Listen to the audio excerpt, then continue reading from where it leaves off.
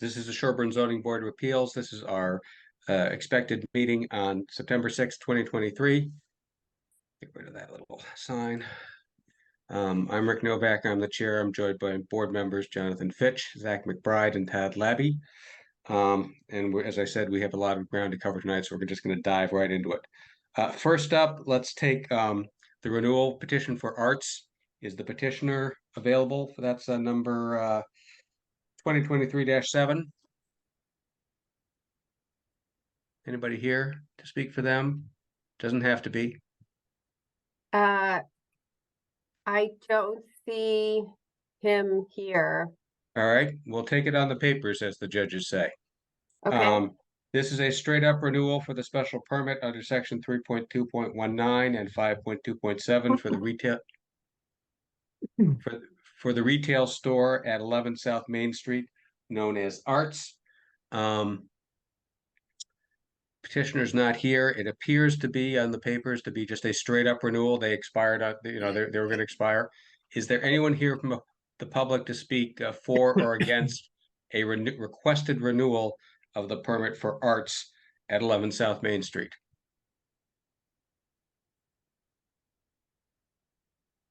Jeannie, I don't see anybody. Nobody. Okay, so no objections. We've got a petition valid on its face for a straight renewal. Board members, I move that we renew the petition for arts on all the same terms and conditions of the prior petition for a new term of, was it 5 years, Jeannie? It will be 5 years this time, yes. All right, because it was initially 2. All right, for a petition for a term of 5 years, and that's my motion. That's seconded. Okay, that's seconded. Any further discussion? Lively debate? Insults? None. Okay, fine, great. Moved and seconded. All in favor, say aye. We have to do it by roll call. Novak votes aye. Mitch, aye. McBride, aye. Labby, aye. Okay, motion carries. Petition renewed. Next up, petition 2023-8. Liz Taylor and Liz Ting, I believe I've got that correctly, for a finding under section 1.4.6 to renovate a pre-existing non-conforming house at 6 Curve Street in a Residence B district. Is there anyone here to speak for the Tings? Yes. Hello. Okay. Good evening. I'm Treff LaFleche, an architect from LDA Architecture and Interiors in Boston, to speak for the Tings. Okay, great. And if I saw your plans correctly, and I think we might ask you to share your screen, it looks like this is, board members, a very simple extension of what we established at 50 Whitney Street under the Bellaltra case, where we sometimes have to see these things for minor insignificant changes to a often historic house, but where there is no new conformity and no non-conformity is being aggravated. Is that correct, Mr. LaFleche? That does sound correct. And just so you know, I'm here with one of my colleagues, Ben Strong. He can share his screen when you guys are ready, and we can walk you through the drawings. And the homeowners, Taylor and Liz Ting, are also on the call tonight, if you have any questions for them. Great. Good evening, Mr. and Mrs. Ting. And Mr. Strong, please make your presentation. I will only seem to be pushing you along, not because we don't want to hear you, but because there is an armada behind you. Understood. All right. So as you said, we are proposing some relatively minor renovations to the existing historic house. This is 6 Curve Street. It's in the Residence B district. The house dates back to 1750. Ben, if you would go to this site plan first and zero in down on that corner. Here's the lot. It's a large lot. As you can see, the house is tucked into the southwest corner of that property. And the original house, we think, was the portion in the center. And a barn was built to the southwest. And then over time, probably in the 19th century, the two structures were connected together. And then in 2000, an additional L was built to the north that Ben is identifying in his cursor. So the entire house is pre-existing non-conforming as to the setbacks. The front setback is 60 feet. The side setback is 40 feet. And you can see where we've identified those setback lines. And in pink are the things that we are proposing renovating. So we'll take you into the plans to give you a little bit more nuanced understanding of the renovations and the addition. But you can see that all of the proposed changes are well back from the pre-existing non-conforming footprint of the structure, both to the south and to the west. The existing setback to the south is 25 feet to the existing or the original barn, and plus or minus 9 feet to the western property line. And all of the changes that we are proposing are well within those two pre-existing setback dimensions. Does that make sense so far? It does, and maybe if you could just go back and zoom out so people can see where Western Avenue is. Whoops, there we go. Right, it's yeah, that's way over there on the other side of the screen.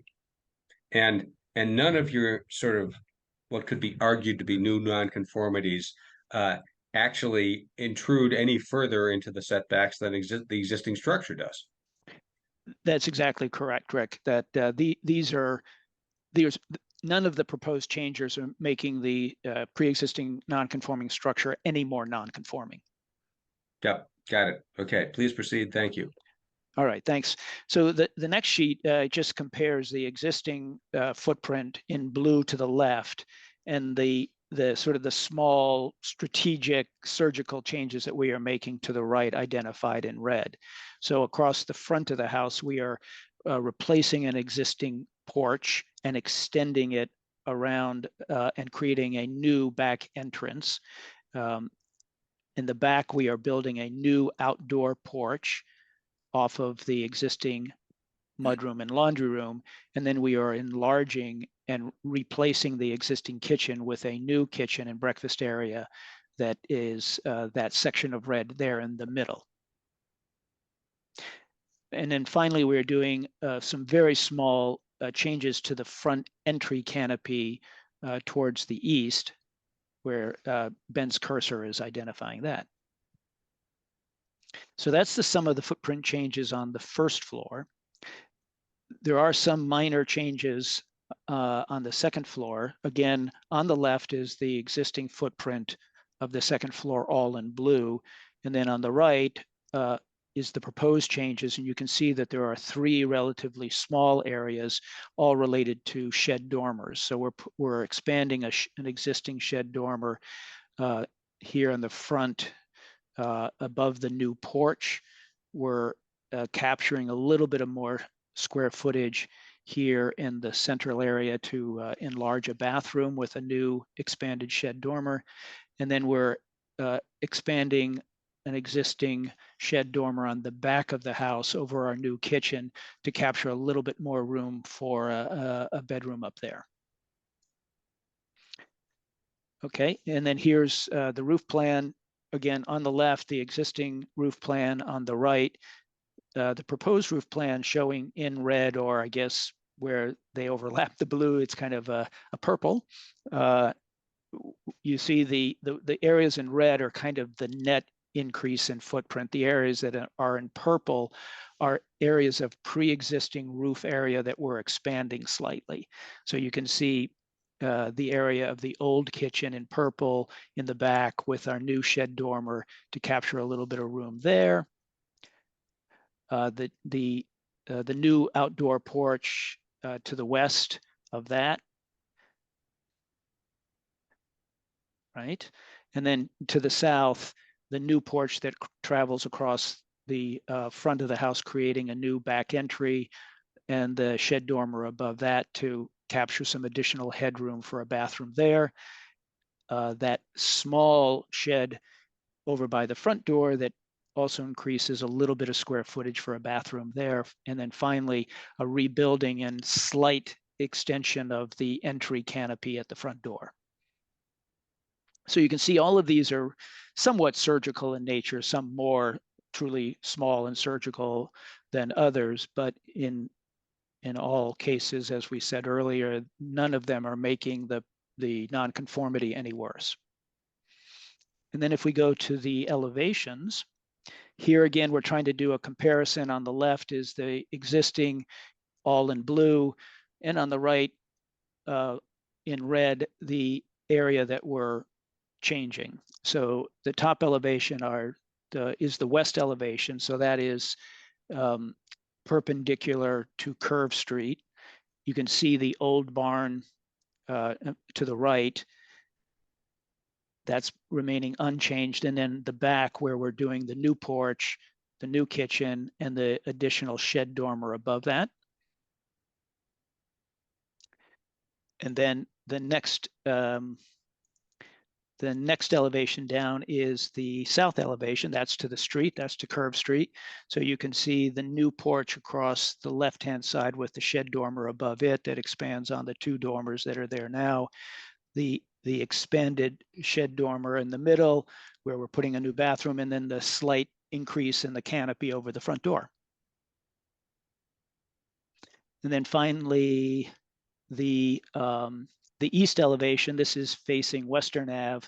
So the only real change that you would see there is the new canopy at the front door, the new porch, and the shed dormer that's in that knuckle, so to speak, between the main house and the existing barn.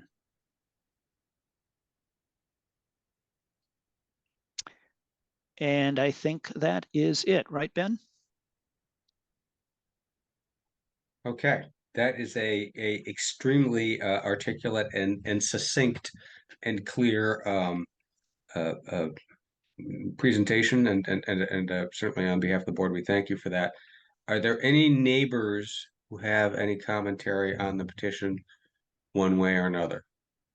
For or against? Going once? Going twice? Okay. Board members, do you have any thoughts or feelings about this that you'd like to share with us? Your feelings are, as always, important to me.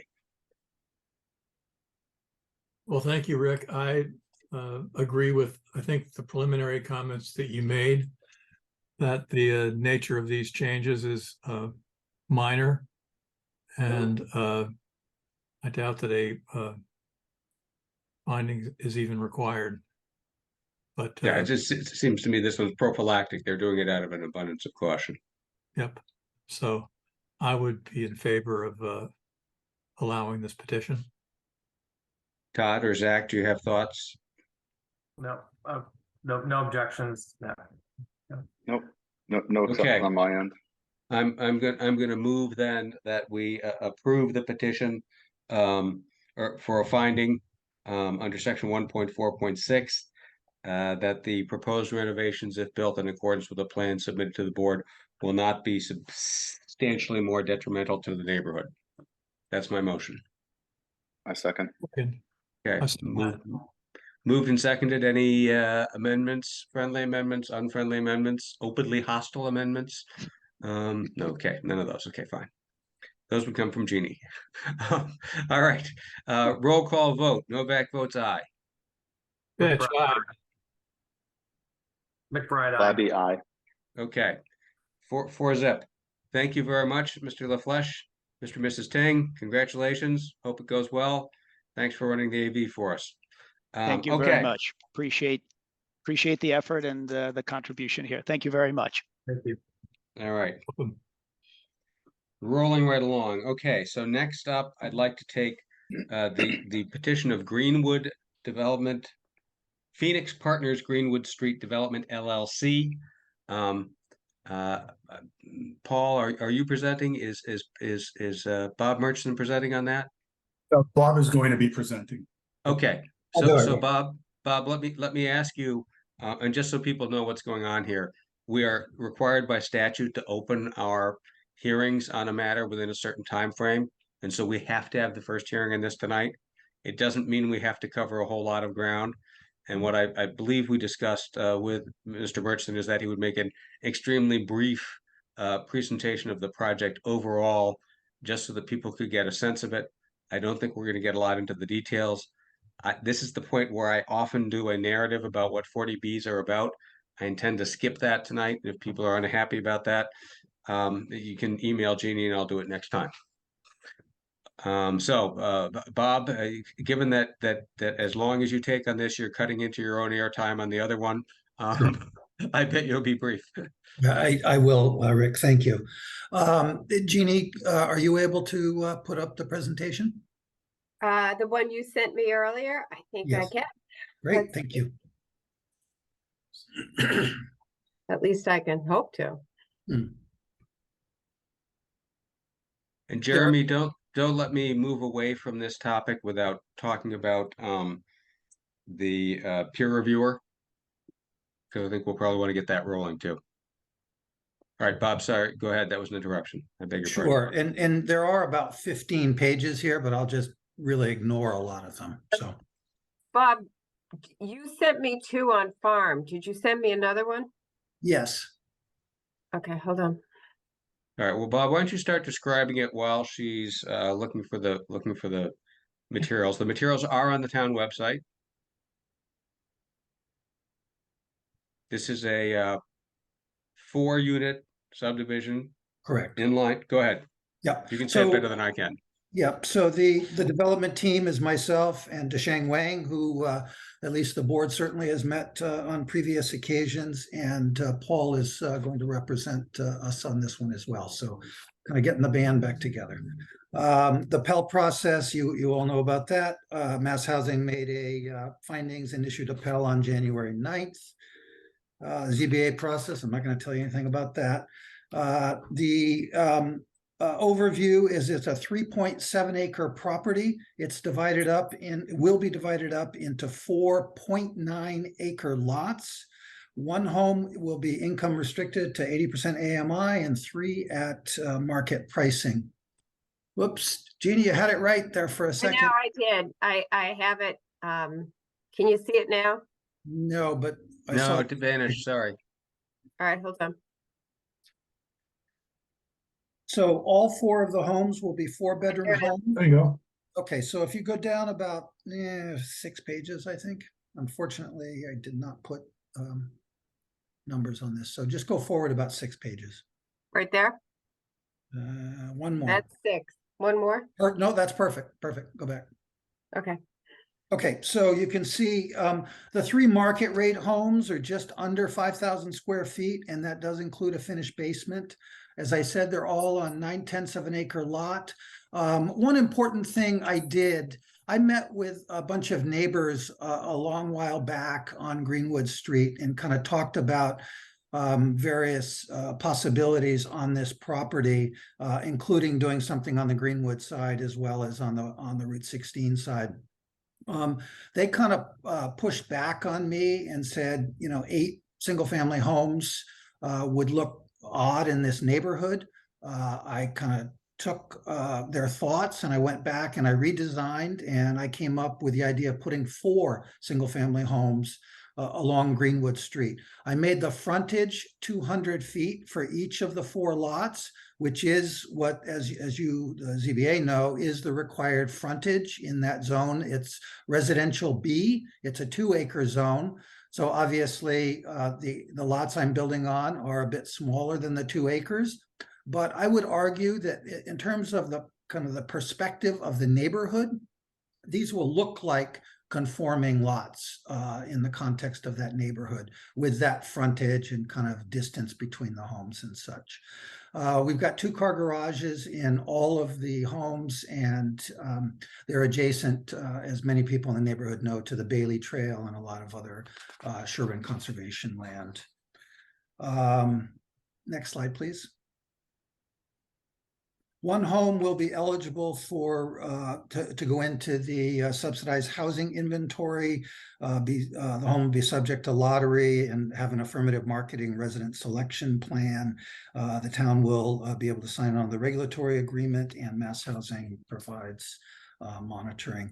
The next slide is existing conditions. I think most people here tonight who are interested know the existing conditions. It's what I would call a lightly wooded lot. I will say the existing pond to the right on the screen is off the 4 lots. The Bailey Trail is kind of where we're going to begin the lots heading to the west. Next slide, please. So these are the 4 homes. As I said, they're 4,000 plus square feet. They will have 2-car garages. It's pretty straightforward stuff. They will all have their own septic systems, but I'll get to that in a minute. Next slide, please. This is the elevation of the front of the house and one of the sides of the house. Next slide, please. First floor plan. Next slide, second floor plan. And there is a bit of a finished attic with some office space. It's kind of the remote working concept here. Next slide, please.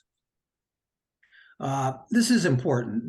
Basically, these 4 homes are built the way all kind of single family homes are built in Sherborn. They're on their own lot. They'll have their own well. We set the wells as far, we maximize the distance, obviously, to the septic systems. Each individual septic system designed for 440 gallons a day. In our testing, we've done full testing and are ready to design the Title V systems. We had very good soils and actually much better depth to groundwater than we anticipated. And was that quick enough, Rick? Very, most impressive. And did I hear you correctly that maybe not your only as of right zoning non-compliance, but the primary one is the lots are undersized compared to standard zoning? That is the primary non-compliance. That's correct. Okay. We will have to get into the details, obviously, on the septic designs and such. But the big one is the 9/10 instead of 2 acres. You're absolutely correct. And I guess what I would say at this point, Rick, is that I feel like, what I've provided at this point is pretty much what I would provide if I was building 4 market rate homes on these lots, obviously on 2-acre lots. And so, I'll look to your guidance as to what additional information, other than obviously the Title V septic system, which we'll go to the Board of Health with, and we'll provide that to you in fairly short order as well. Okay. And Jeremy, has there been any discussion of peer review at the town level for this project yet? Thank you, Rick. Not as of yet, but certainly we have the benefit of actually having Tetra Tech Rizzo representatives on the call here, and we could easily reach out to get a scope and fee should you wish. Okay, so Bob, let me suggest to you that maybe you and Jeremy talk about that. It might be efficient to have the same team do it. If he as our procurement officer says we shouldn't use them for this project, I'll certainly listen to that. But it seems to me, from an efficiency standpoint, it might make some sense. How do the other board members feel about using the same team for this as for the other project? The projects are nowhere near each other; they just happen to share a common developer. Yeah, I have no objections. That's it. And Yeah. no I mean, exception from my end. That Okay. makes sense to me, unless we're stepping on some locally observed rules of separation of. Right. Okay. subjects. All right. So Jeremy, if I could ask you to pursue that with the Tetra Tech people and with the development team, maybe we can have some nice efficient scope on that, because they can guide us on what they think of what he's provided and what other questions they think we should be asking that maybe we haven't. Will do. Maybe they think traffic on Greenwood Street is the giant elephant in the room here. I doubt that's it, but I'm just pulling it out of the air. Okay, great. Are there any neighbors here to speak on this project at this time? And if there are, I'd ask you to just sort of raise your hand, identify yourself, and just give a very brief summary of the nature of your concerns. There's definitely gonna be more hearings, there'll be more chances to raise, but I'm just trying to see if there are 100 people who are troubled by this, or one, or whatever. Mr. Weslowski. Hello, I'm Steve Wesolowski at 34 Greenwood. I'm an abutter, and my question is what waivers are being sought for water and septic specifically? And if there are waivers granted for this project, what evidence can you provide that well water and septic for abutters will not be adversely affected? And, got to ask, if you're wrong, who's liable for recourse?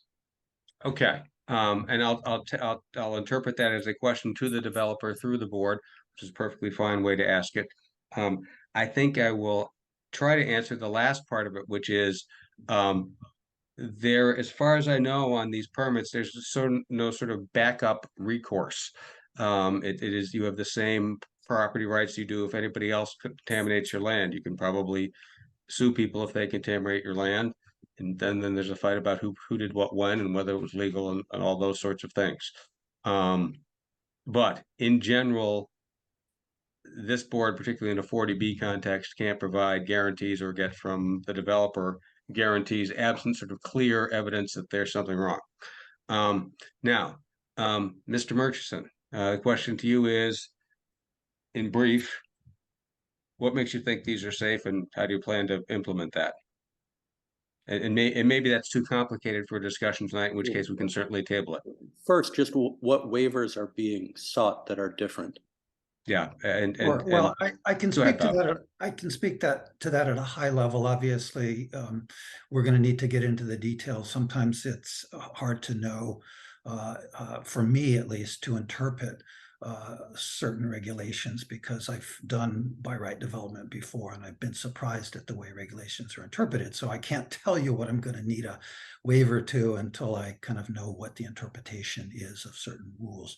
I can tell you that beyond the obviously a smaller lot that we talked about a bit earlier, we will likely need fairly modest waivers of the distance on the lots themselves between the septic and the wells. I believe, and I'm not an expert on these regulations, I believe Title V is 50 feet. I believe that the Sherborn Board of Health, it depends on up gradient, down gradient, but call it 150 feet. I believe our plan is showing one well to septic at 130, 140, 150, and 160. So we're not terribly far from the local regulation, but at least on one or two of them, I'm expecting we will need a waiver from that distance. We may need a waiver on depth of groundwater because our system may be ever so slightly raised. But again, all of these are kind of getting into details that I don't think are probably appropriate for tonight. As far as, how I can prove something to you, I'm going to leave it to the ZBA to tell me what they would like to see in terms of information that I can provide to you. I can tell you that this particular project is very, very similar to market rate homes that could have been built on this property years ago and were not. So therefore, I think the requirements are going to be the same as they would have been if these homes had been built under local regulations. So anyway, Rick, do you want to correct anything? Yeah, correct is too argumentative. Let me try to amplify that a little bit. Certainly, a key part of what I heard, Bob, is that what waivers you need and how they'll be documented. We shouldn't go into detail on that tonight. That's correct. Not tonight, but Mr. Weslowski, those are very fair subject matter questions for the board. There are a few grounds that are adequate for us turning down a project, but contamination of wells by a septic system is one of them. That's the Stowe case. Now, whether or not these facts fit that or not, that's something to be debated later. And I'm sure Mr. Murchison's experts, and probably will be guided a little bit by the town's peer reviewer on who's got the better end of the stick there. And I bet the Board of Health will have some positions.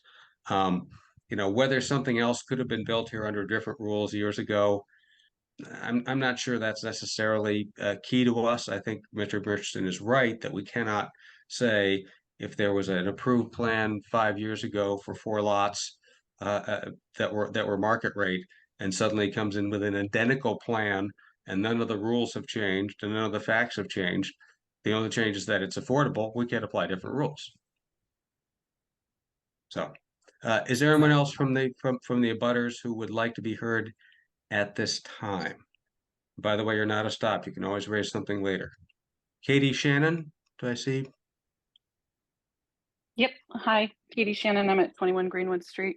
I just have a question about I think it's more for the board, about the petition for relief that's been submitted and the fact that there's a comprehensive permit being sought rather than a special permit. What implications are there to that, and what considerations are being given to granting that or not?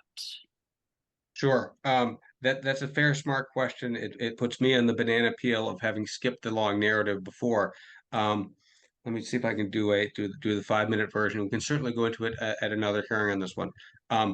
Unlike a regular zoning special permit, a comprehensive permit, which is the term used in the 40B statute, is a single permit issued by the Zoning Board of Appeals that has nothing to do with a zoning special permit under Chapter 40A. It is a comprehensive permit under 40B, and what it means is that the ZBA is thrust in the role by the statute of sitting in place of the Conservation Commission, the Board of Health, and a bunch of other local boards, and issuing one comprehensive permit which covers all of those jurisdictions as required by the statute.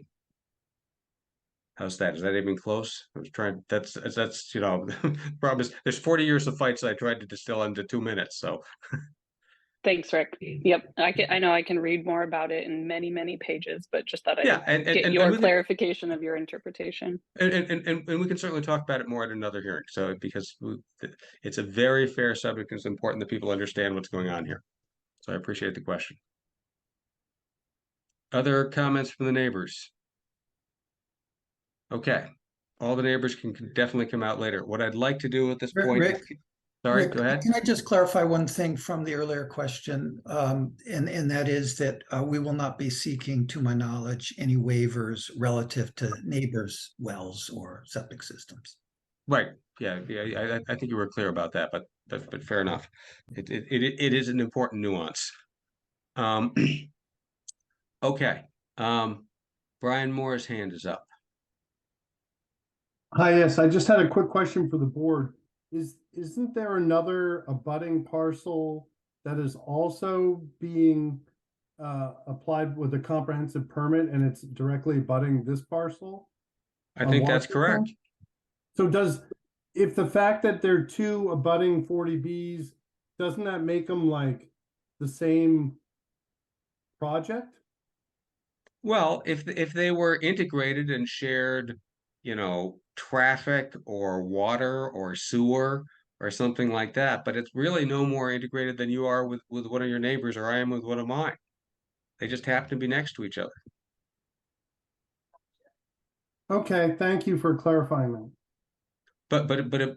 But we did have the problem up on Coolidge Street where there were two projects that really were one project. They were dressed up in different outfits and had the same name, and they had the same name on the plans. And so what you're talking about does happen, but I don't think it's happening here.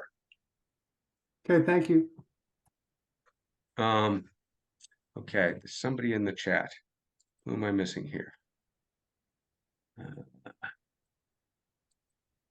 Rick, hi, it's Mary Moore. Oh, yeah, okay, that you already clarified it. Thank you. Okay, that was the waiver process. Okay, what I'd like to do then, if it's okay with the other board members, is continue this hearing again, so we can get on to the rest of our agenda. There has been a request, and I think it's a good one, that we try to end by 9, which would mean we'd have an hour and a half left.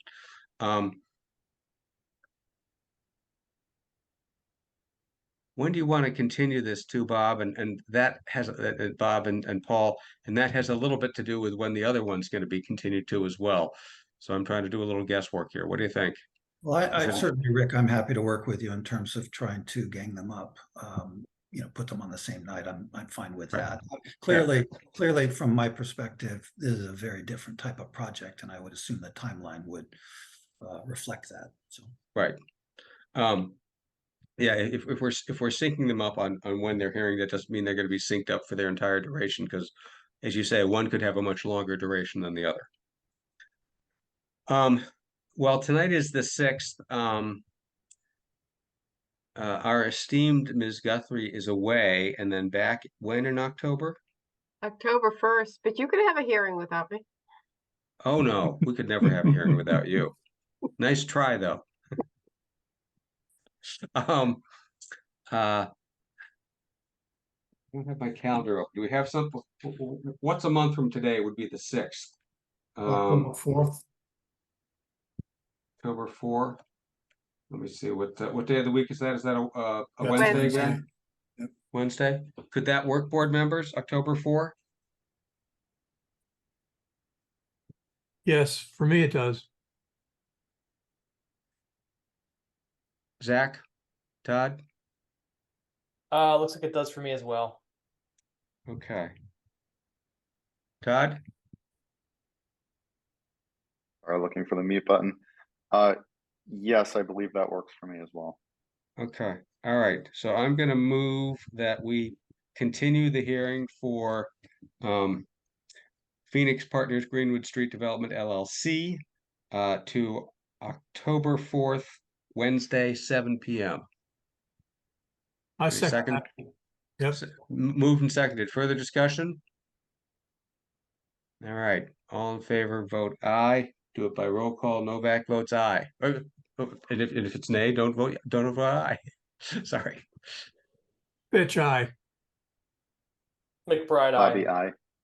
Okay, 4-0. All right, so we're continued. All right, I would like to next continue the public hearing on the application of Phoenix Partners Farm Road Development LLC for a comprehensive permit pursuant to Mass General Laws 40B. We heard this originally on August 1st. The hope was that we would cover peer review, title, traffic, and DEP water tonight. We might not get through all of those, but let's at least start on peer review. Mr. Booley and Mr. Marset and Mr. Murchison, is there agreement on scope of work and price and what will be done and how it will be paid for? We're on board. We're on board, yes. Yeah, Yep. we received the checks from Bob.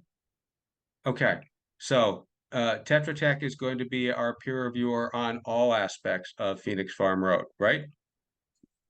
Correct. Excellent. Okay. All right.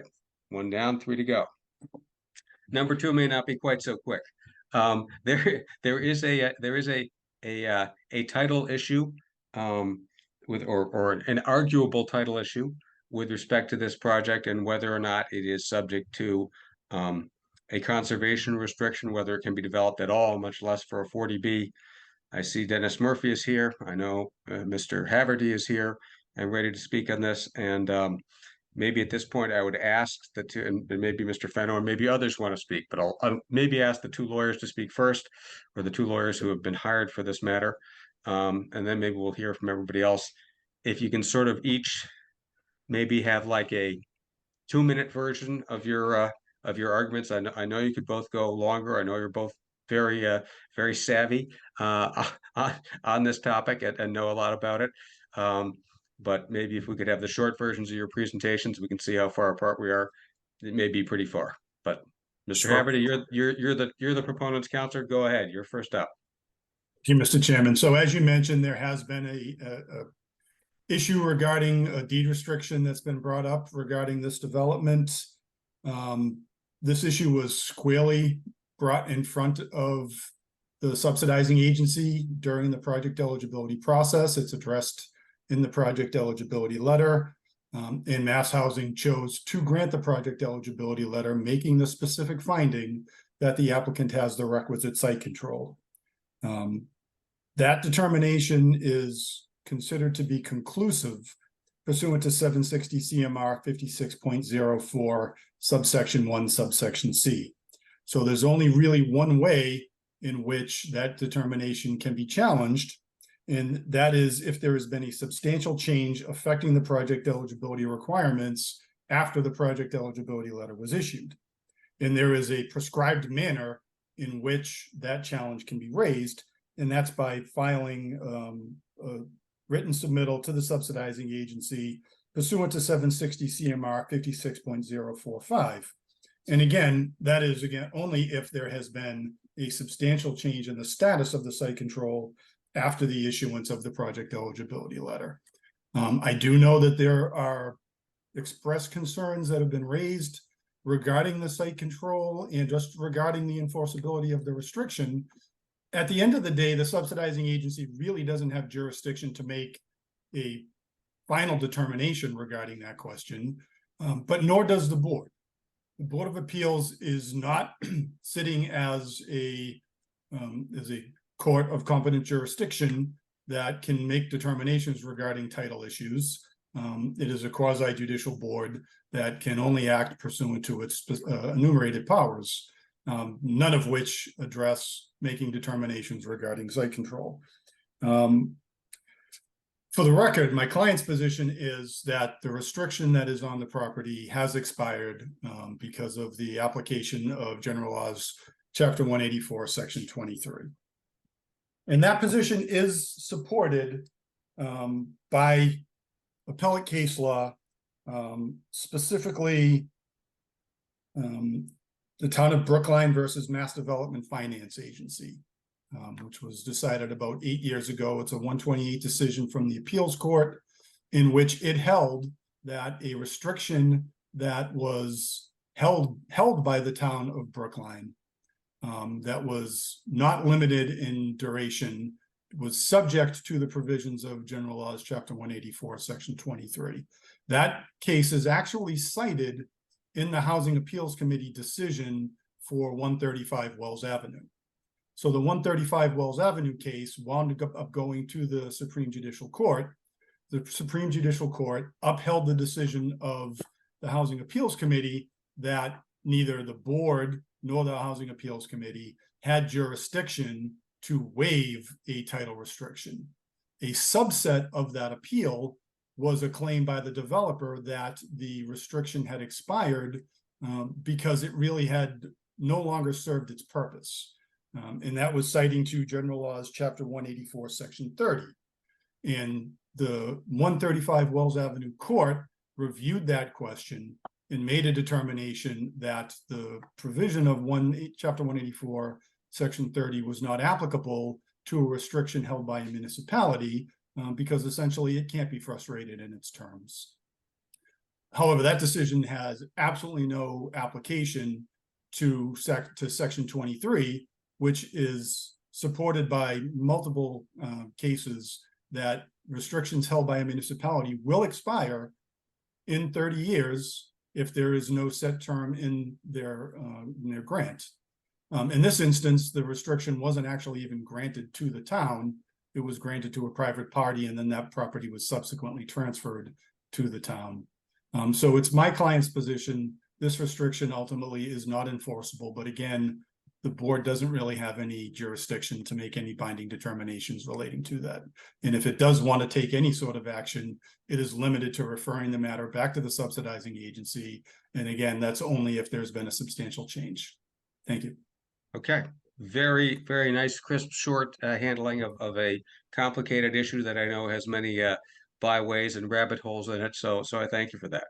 Mr. Murphy, do you agree with everything that your learned brother said? Attorney Murphy has agree never he's agreed learned. with everything I've had to say.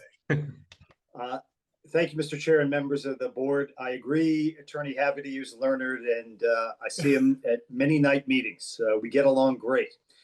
I happen to be the city solicitor in Newton at the time of the Wells Avenue case, so I have kind of some inside baseball information. In that case, the ZBA was in kind of uncharted territory. What should we do with this? Should we have a full 6-month hearing and go through a traffic study? And you know what it is to do a 40B. It is not a single night's work. And in that instance, they felt so strongly that they simply denied it and relied on the city solicitor's office to defend their opinion, which it did all the way up to the SJC. Now, the one thing I would say, I do disagree with Attorney Haverty. Mass Housing, you can read their PE letter and their footnote. They say the existence of a restriction doesn't have any bearing. They're looking at who owns the site or has rights to control it, not at whether there's a restriction in place. They didn't evaluate the title or any of that stuff. But in their PE determination, they do a lot of these. And these PE letters look very much the same project to project. You, however, as a board, have a decision to make. Do you want to spend the next 180 days going through peer review and traffic and all the other issues? Or do you want to do as the city of Newton did, rely on the restriction, which I want to explain is actually held by the town? And the Concom, as is often the case, is the steward of conservation for the town of Sherborn. So I think we wouldn't have this debate if the development were proposed on lot 3, which is the Concom property. That's clearly still restricted, even though it's more than 30 years ago. Wells Ave, the SJC answered that question in that case. So my first point is Mass Housing hasn't resolved this, and I don't recommend you go back to Mass Housing for guidance on this. I think the board should decide, as the ZBA did in Newton. And I'd like to see the town. So the issue of restrictions is they are self-executing, but they just sit on title until someone actually raises their hand and decides to enforce them. In this case, one of the bugaboos is that we haven't heard from the Concom or town council or the party holding the restriction who has rights of enforcement and whether they want to exercise that right. And that's one thing that I would certainly think the board would want to hear from before it delves into this issue. The second thing I think is worth examining is whether the restrictions that were put in place those years ago still serve a beneficent purpose. And that was the issue that the SJC dealt with in the Wells Ave and answered in the affirmative.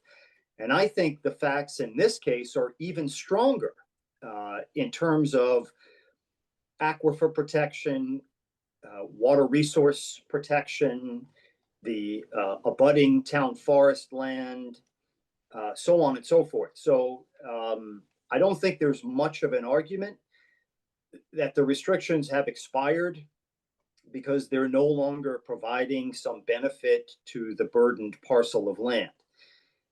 As for the 30 years, that applies in private restrictions. And if we didn't have a municipality involved, then it may well be that the expiration of 30 years since the original restriction is dispositive. For a few reasons, I think that's not the case. First, and most importantly, one of the 3 parcels, or one of the 4 parcels when it was originally subdivided, is now owned by the town. The second is because there were 4 parcels in 1981, 1, 2, 3A, and 3B, each of which were restricted. That's a common scheme. And with 4 parcels in a common scheme, you have the ability to be beyond 30 years. I'm not a title attorney. I think there would need to be more title research done. I know Attorney Fenno has done some of that. He may wish to speak to that. I personally didn't find an extension of the 30-year recorded, but again, I think that requires somebody with more skill and sophistication who does that kind of work.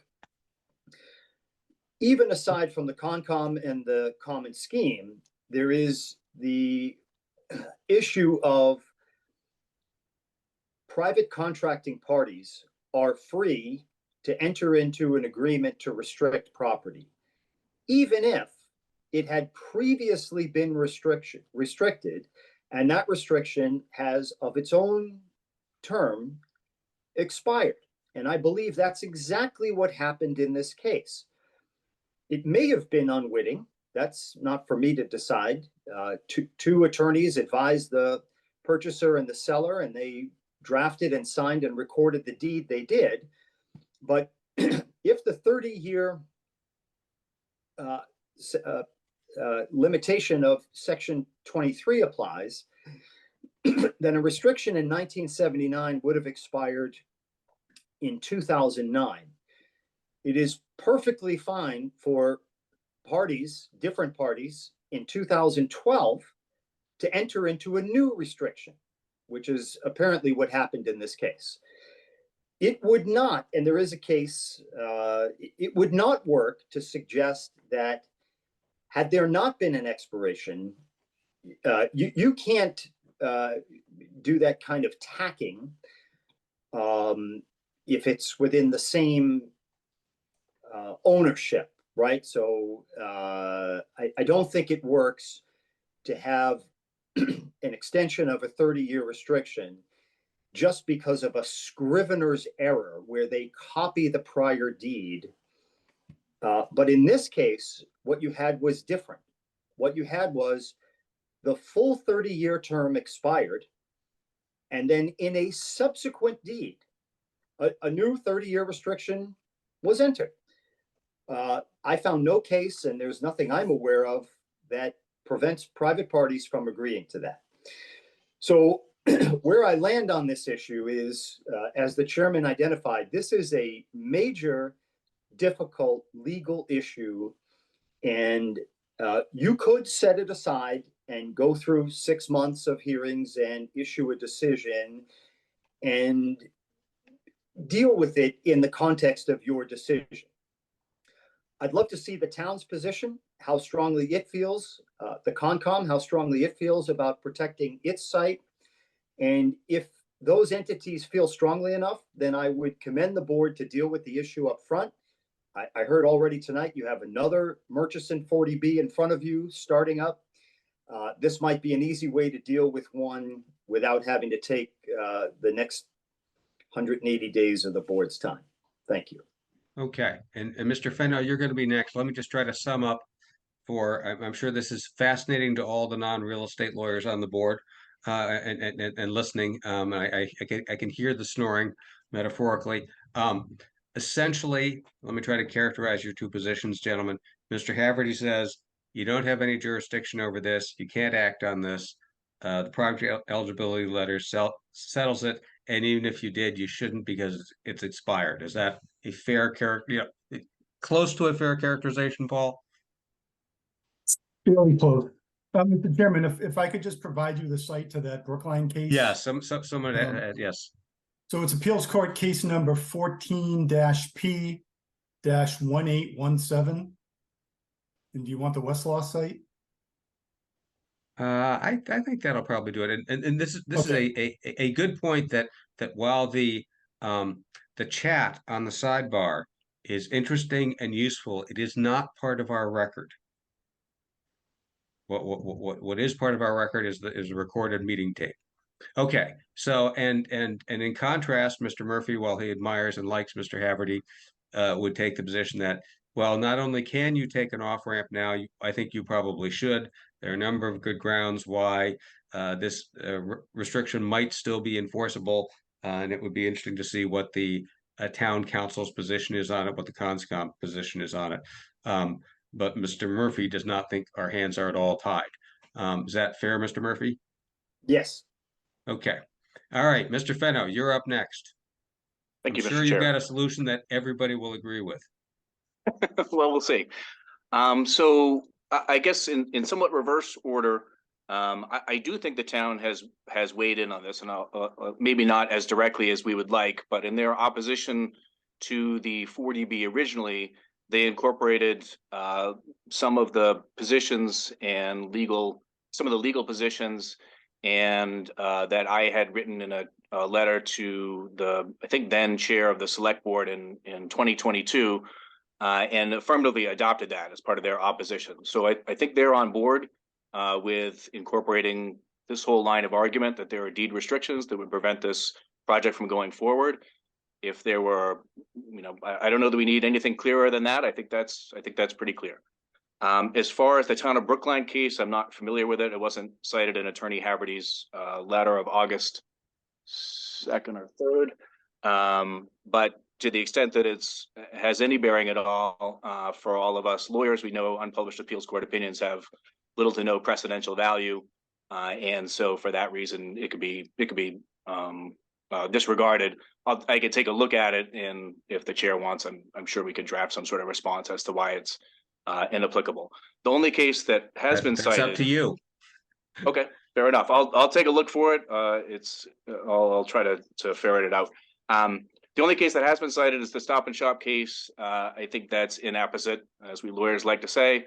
Nobody here is saying that the restrictions are being extended or renewed. We're not adding more sand to the hourglass. What we're saying is that there's a whole new hourglass. They came in, new deed, new contract. It incorporates something by reference from the past, but as I explained in the letter that I wrote to the select board chair at the time, that essentially brings everything else into the new deed, the new contract. And so the effective date is not 1980 or 1979 or whatever it was, because the parties came to their meetings of the mind in 2021 when the developer bought 55 Farm Road, for instance. So the operative date is not 1980 or 1979. That's not when they came to their agreement. And as a matter of black letter contract law, the operative date is 2021, I believe it was. So it'll be 30 years from that point, or 2051. And even as Attorney Murphy said, even if that was some sort of mistake, there's no evidence that it was a mutual mistake. So I think we could ignore that. Parole evidence would operate here to preclude any evidence of what the parties intended other than what's in the four corners of the contract, being the deed. But even if there were, just for argument's sake, the deed would still be restricted because there was a prior one which had the same restriction language just a few years before, and that wouldn't run out for another 20 years or so. I don't want to, I do want to kind of rest on the paper, so to speak, which I know all adjudicators like. So I don't want to say too much more. And the only other thing I believe was there was some discussion, I believe, in Attorney Haverty's letter about a sort of I don't know, was that a summary, I suppose, from Petrini and Associates to the town? That was a completely separate issue from whether the town was opposed to, whether the town felt that these deed restrictions were in place and was on board with advocating that as a reason why this 40B would be opposed. That had to do with whether the town would go to court preemptively to seek a preliminary injunction, which is a much higher standard, much different calculus. The cost benefit analysis is completely different. And town council evidently advised the town not to pursue that course of action, which would have resolved this issue for us, but for whatever reason in their wisdom and legal knowledge, they decided not to do that. That doesn't mean that this issue isn't live here today and that it doesn't need to be decided. And I agree completely with Attorney Murphy that the Wells Avenue case is dispositive, that this board has the authority to decide this issue. Thank you. Okay, and Mr. Moore, I'm going to ask to hear from you briefly, but then I'm going to try to pull these, unless other people have more to add that has not been raised. I'm going to try to pull these threads together so the board can discuss it a little bit. Mr. Moore, please go ahead. Thank you. I have three very simple points. First of all, Brian Moore, 49 Farm Road. I live right next door. My wife and I have lived here and loved Sherborn for the last 15 years.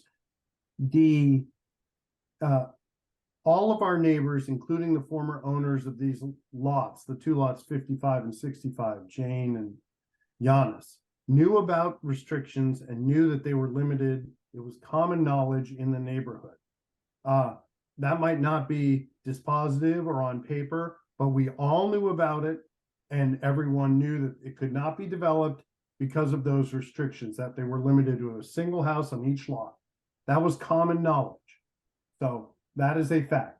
The second issue I'd like to raise is just, it's unclear to me about how in certain forums, one gets to cherry pick when a restriction exists and one can rely on it and when one can't, because the applicant in this case actually cited and put in to his application to DEP to make a decision about a water supply, the deed showing that the neighboring parcel was subject to a restriction. The very same restriction that we're arguing about here tonight, he is signing documents in October or August of last year, whenever, saying that that's restricted that use moving forward. So it seems hypocritical that in one case it doesn't exist, in another case it does. And the third point I'd like to make is that, and this is just echoing Mr. Fano's discussion, that, you know, the town, Petrini's letter really was about, does the select board want to get into this or not? It had nothing to do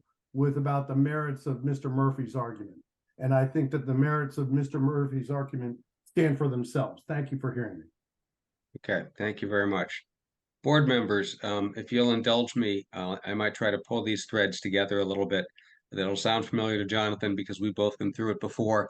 And Todd and Zach, it may sound a little bit new to you. Our choices are not quite as stark as portrayed by the various advocates. One side would have us throw the matter out tonight and say the restriction's good, the petition fails, you're out. The other side would say there's nothing we can do, we can't respond to this issue at all. And what we've done in other cases, particularly where there was a question as to the effectiveness of the restriction, and I'm thinking of the Southfields matter, Jonathan. What we decided was, well, there was probably enough indicia of rights in the land that the proponent had the right to be before us and to make us go through our paces and hold our hearings, but that we were not going to rule that the restriction was invalid. And in the fields of Sherborn, we specifically noted in our decision, and might have to do so here, that, by the way, there's a title problem that has to be fixed. And it's up to you, developer, to decide whether or not you're going to fix it. That's between you and the market. So we have those choices. And if either any of you three fellows have better ideas, I'm open-minded to that. But do you have thoughts about where we should go now? Is there a consensus group that we ought to just throw this thing out, or that we ought to just throw up our hands and say the restriction has nothing to do with us? Jonathan, how do you feel? Well, I don't think that the issue should be decided now. It is a complicated issue. I appreciate the presentations of Mr. Haverty and Mr. Murphy. We have a lot of other issues to decide on this, as Mr. Murphy has pointed out. I would prefer that we defer for another day when we decide all issues to determine how we're going to deal with this restriction issue. I do not favor making basically a dispositive determination right now to take the off-ramp, as Mr. Murphy has invited us to take. It's not that it's not attractive. I was gonna say. but we have to do our job. Zach, Todd, how do you feel? So I feel like this is sort of a gating issue to, you know, the expense of a lot of resources, both Bob's and the towns and ourselves. I think, you know, I've looked deeply into the application and I'm happy to ask a bunch of questions, but I'll just sort of state sort of my observations, I guess, and then, you know, I allow, you know, maybe folks can probe them, but I guess, you know, it looks like, you know, the A&R lot process is fairly perfunctory from a, you know, an approval. It's a binary approval. You either meet the standards or you don't. It seems that a surveyor was used that Mr. Murchison I've never seen use again. Conveniently, that surveyor referenced the deed that in fact had restrictions, the deed prior to Mr. Murchison's, that I think, you know, the surveyor then conveniently qualified it and said that there was no title search. So it was a sort of sleight of hand in the initial A&R lot plan by the surveyor.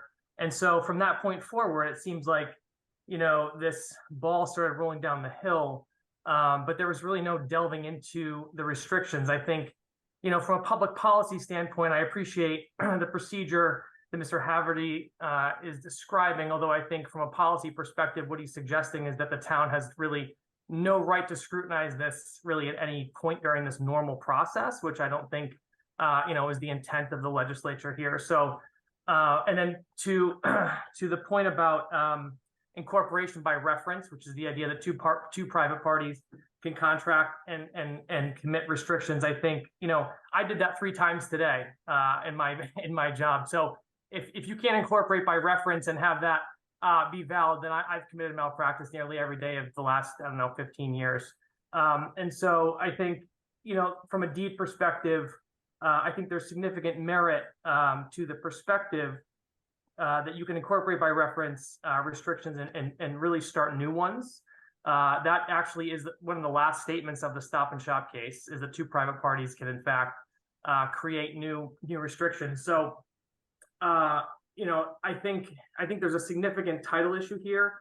And I think that given the size of this project, this isn't a 4-unit project, this is a multi-unit project, and the amount of resources and scrutiny here is significant. I do think this is a gating issue, and I do think we should, decide or resolve this title issue before we continue. Okay. Todd.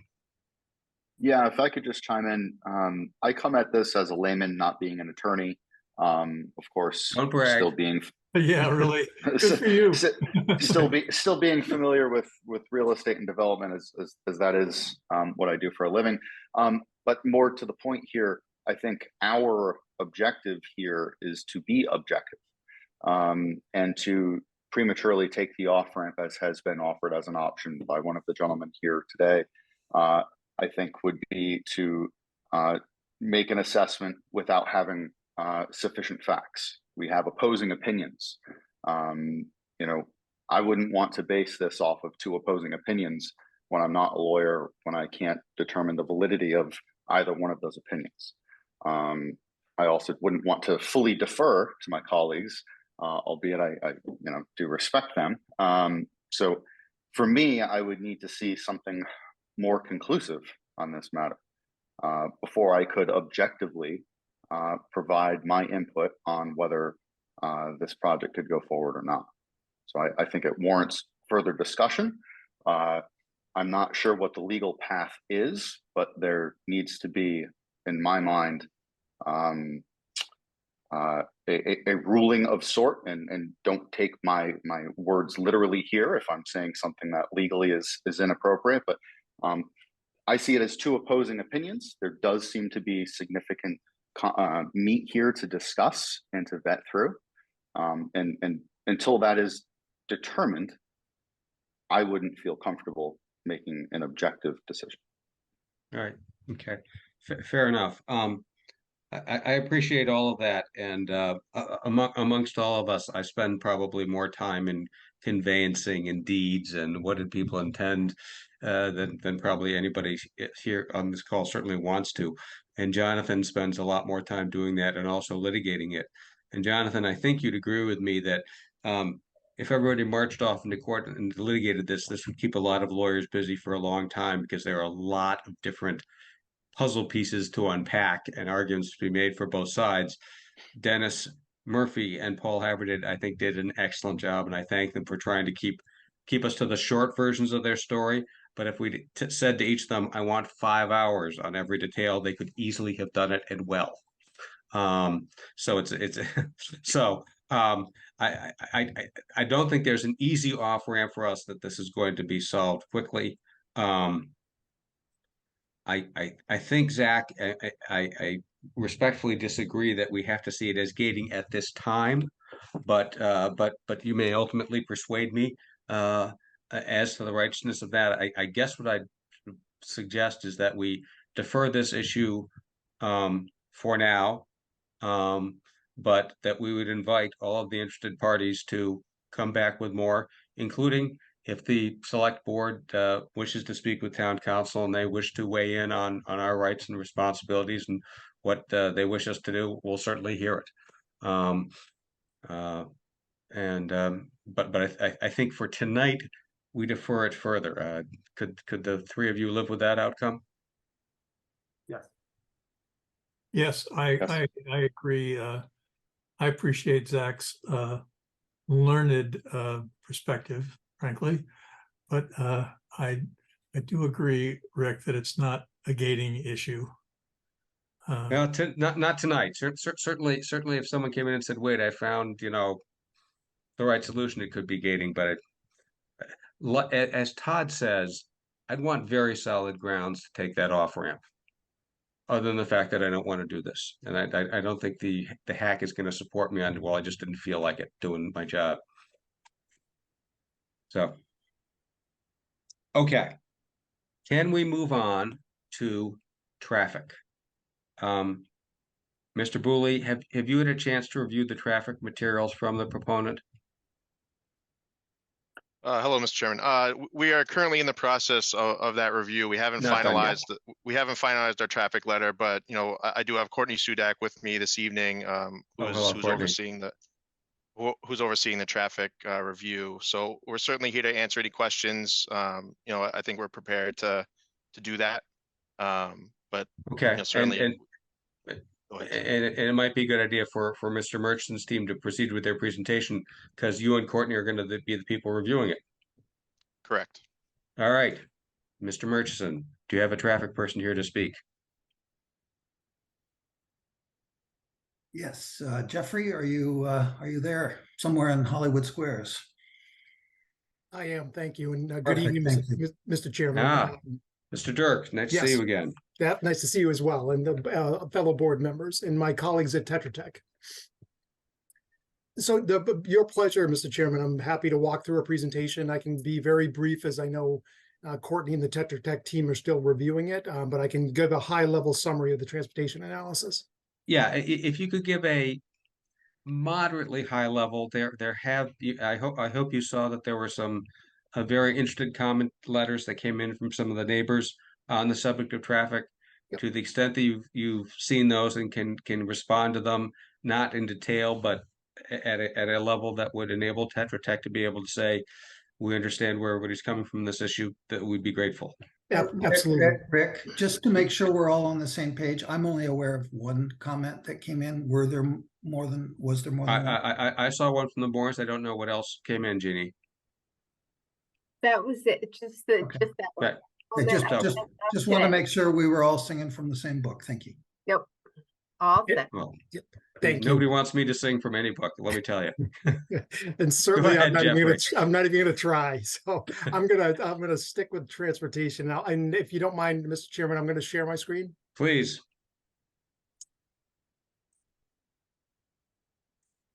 Okay. Can everyone see my screen? Yes. You can now. Okay. Thank you.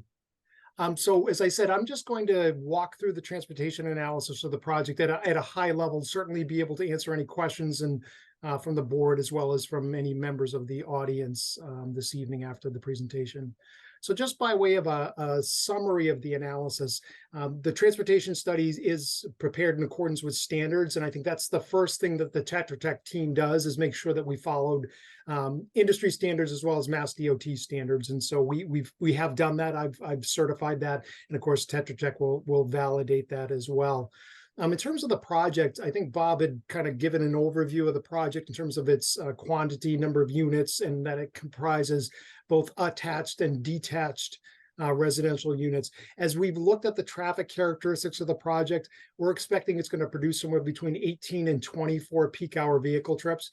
So, roughly about 20 trips over the course of an hour during the peak traffic volume periods. And I know the board's heard lots of traffic presentations, but when we're speaking about those numbers, it's two-way traffic, and the peak hours are it's a 1 hour period in the morning that occurs between 7 and 9. I believe in this area it's 7:30 to 8:30 is when the peak actually happens, and then we also have a peak in the evening that occurs, and that generally is between 4 and 6 in the evening. When the volumes would be at their highest level. That occurs in this area somewhere between 4:30 and 5:30 in the evening is when the volumes are at their highest level. So when I'm speaking of the roughly 20 vehicles, that's the amount of traffic that would be produced by the project during that 1 hour period in the morning, 1 hour period in the evening. So it's roughly about one additional vehicle every 3 minutes. And again, Tetra Tech's going to validate those numbers for you as well. As we look at the impact of those additional 20 vehicles, of course, it's very concentrated at the site because everything goes in and out of the driveway. But as you get further away from the site, the numbers get dispersed. So the numbers get smaller, obviously, as the vehicles kind of turn left or right and then disperse onto the roadway network. So the conclusion as it relates to impacts of the project as it is measured versus delays at intersections, and then how those delays translate into vehicle queuing is that delays did not go up by any more than about 4 seconds for any movement along Farm Road at its major intersections. And I'll speak about the study area in a minute. And then the increase in vehicle queuing was no more than 1 vehicle. So it wasn't a substantial increase in terms of delays going up or vehicle queuing going up at specific intersections. And as you're coming out of the project site, there's not a lot of traffic on Farm Road today. So vehicles exiting the project site don't experience delays, and it operates with limited delay and no residual queuing within the project site, just because there's not a lot of conflicting traffic along the roadway. We also look at safety data, safety as it relates to motor vehicle crashes, but also sight lines of the driveway. There's no high crash locations in the vicinity of the project site or along the corridor of Farm Road that we studied. Crash rates were below state averages, and the state does not have any designated high crash locations in this area. And then in terms of sight lines, the sight lines as we've measured them at the driveway, with vegetation clearing along the frontage, Farm Road is tree lined and wooded, and so there is the need to trim some vegetation along the frontage of the property. That trimming would occur either within the project site or within the public right of way with whatever requisite approvals are required from the town. So with that vegetation clearing and trimming, the sightlines will far exceed what's required for not the posted speed limit, but the speed that people are actually driving, which posted speed is 30. People are really driving somewhere closer to about 35 miles an hour. This slide just shows the context of the project site here in yellow. You see the Route 27 in this area here. And then I'll point out where Lake Street is here. So next slide will show our study area, but that's really the boundaries. And I do know there is one of the residents brought up in their comment, what we're showing here, we've labeled it MBTA commuter rail track. So the state does own this rail line that's here. And there is some commentary as it relates to the rail crossing and its condition. So I'll speak to that later on in the presentation. So this slide shows the study area that we evaluated. So it's essentially Farm Road at its intersection with 27 South Main Street. The project site's in the middle between there and Lake Street. So the Lake Street intersection was the other boundary of the project site.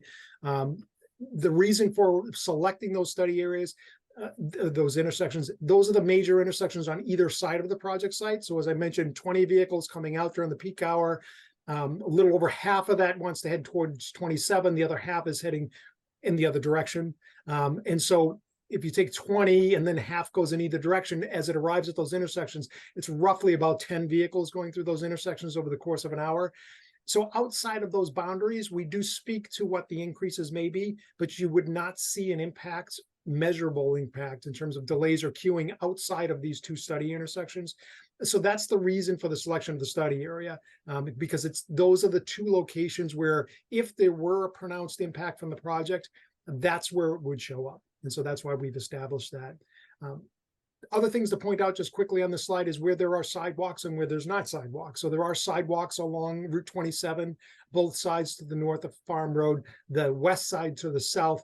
There's a short segment of sidewalk along Farm Road on the north side that does not extend to where the project site is, so it stops short of that.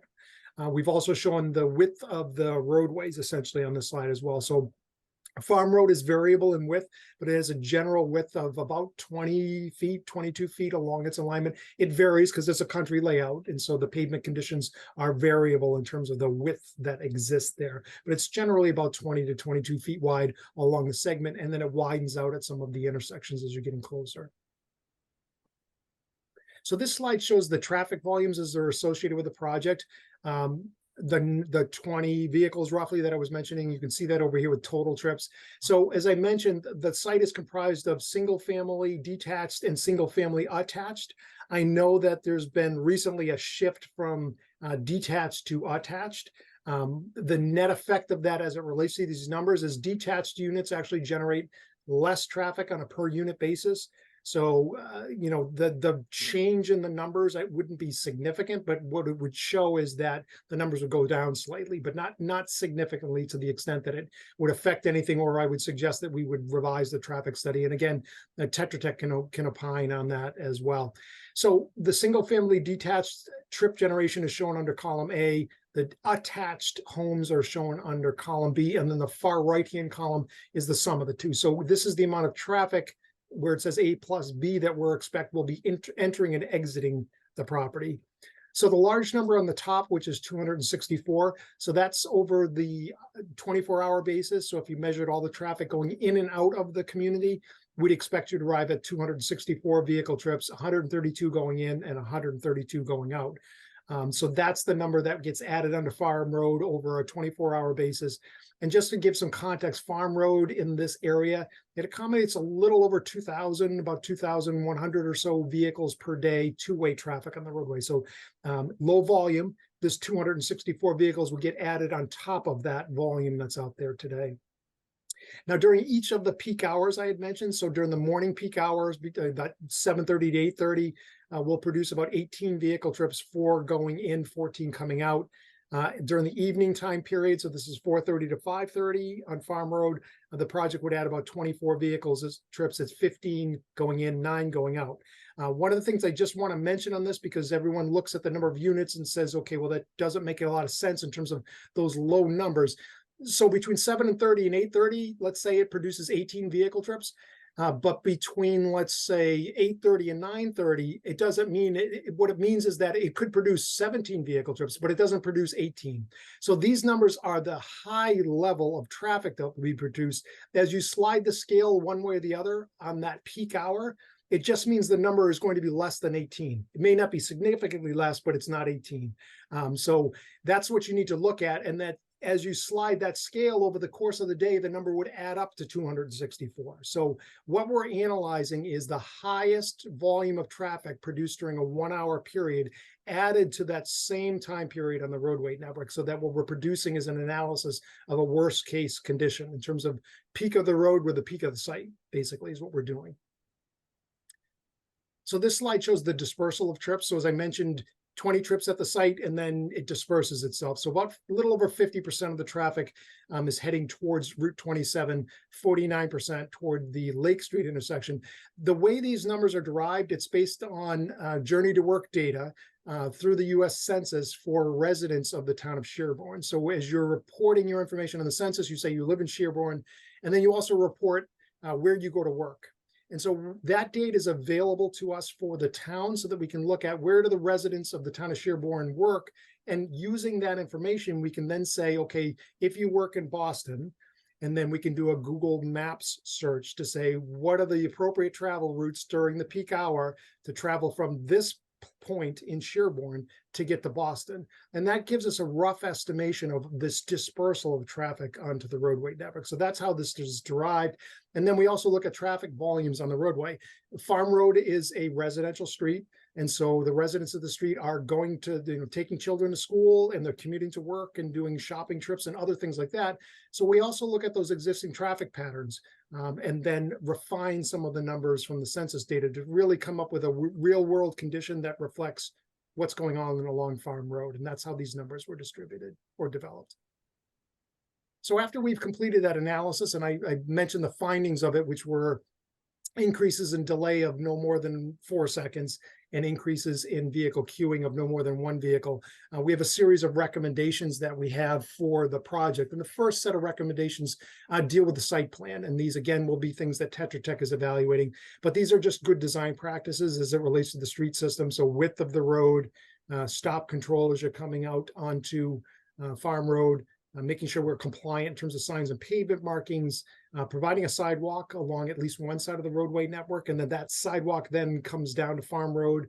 The important thing on that is that as you get to Farm Road, the purpose is really so school children, if they need to walk down to Farm Road to get the bus, they have a sidewalk to walk down there. And then when they get to Farm Road, recognizing that there's not currently a sidewalk there, that there's a widened area so that children have a place to be able to wait for the school bus or get dropped off there when they get on the way back from school.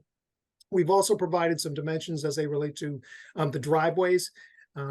distances from the garage door to the edge of pavement. These are standard dimensions. And again, good practice, and Tetra Tech will be reviewing these and following these standards as they relate to the site plans itself.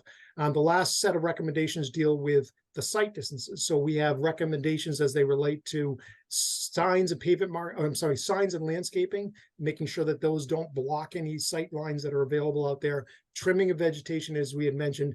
And then lastly, snow plowing. So we want to make sure that as the road is cleared, that any snow piles that might be located adjacent to the driveway or the driveway within that site triangle area are removed to the extent that they block sight lines. The last set of recommendations are transportation demand management measures. Now, unfortunately now, Sherborn, although you have commuter rail going through there, does not have a commuter rail stop or public transportation along this section of road that's accessible to the residents of the project. The COA does provide transportation services. So we think that that's something certainly all the residents should be made aware of within the project site, because it's available through the town and it's a good program. So the transportation demand management measures that we have are really letting residents know of what the available resources are in the area. It may not reduce auto trips at the project site, but certainly it has a benefit of potentially reducing automobile trips in the overall area, to the extent that people use public transportation, even if it's outside of the Sherborn area. But the intent of this is to let residents know what's available and where they may be able to get that. And so that, I believe, is the last slide I have. And I will turn it back to the chairman. Certainly happy to answer any questions. The last point I would mention, I know, there were comments as they relate to Farm Road. It's with the ability to accommodate traffic, solar glare as it relates to people driving on the road. I would say that some of the things that were mentioned, we take them into account in the transportation analysis as it relates to looking at the motor vehicle crash history along the roadway. So to the extent that there was identification of a significant number of run off the road, fixed object crashes, or people that reported as a part of their crash reporting that solar glare or something was a contributing factor in those crashes, we would take that into account.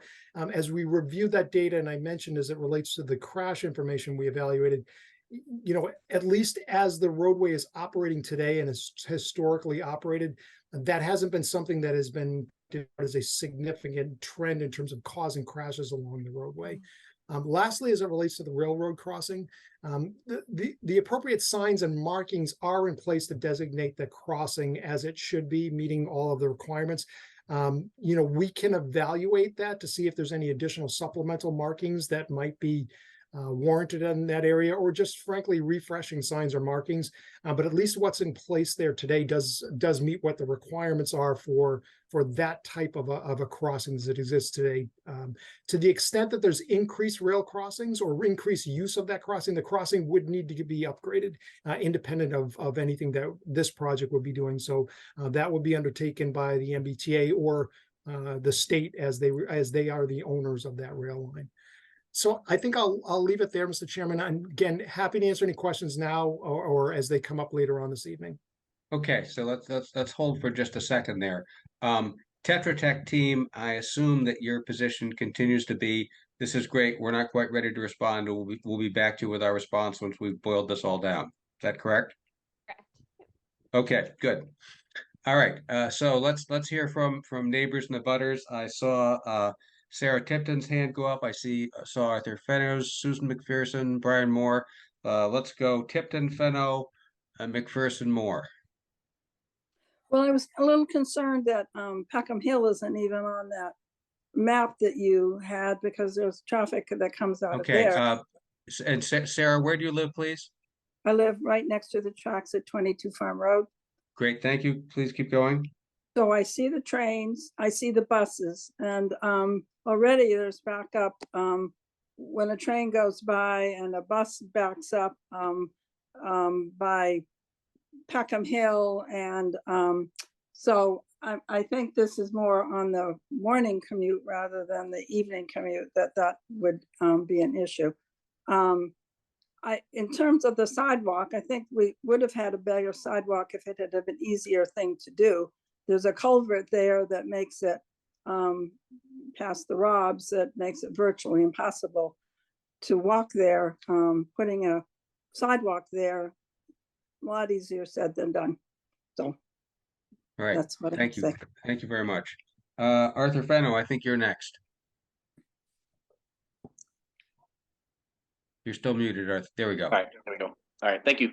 I mostly just had questions. I'd like to see what Tetra Tech does in response to this, and also incorporating the Moore's comments that were submitted today. But is it possible to get a copy of the raw data that went into the study, as well as the documents that are referenced? I typically take a trust but verify sort of stand, and if I could see that, because it looks like, for instance, some of the data was taken on 2 days in September, which may be representative of the rest of the year, maybe one-offs, maybe we don't know. And then I think there was something else that was taken a couple days in August.